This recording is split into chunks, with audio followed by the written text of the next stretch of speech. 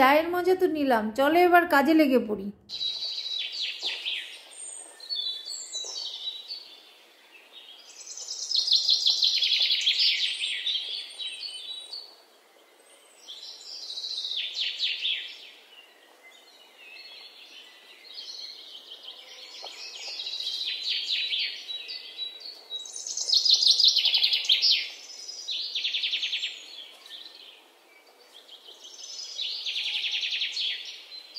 সকাল থেকে রাত তোমাদের কত না কিছু দেখাই, এর বাইরে তবে কি কিছুই ঘটে না? অবশ্যই ঘটে।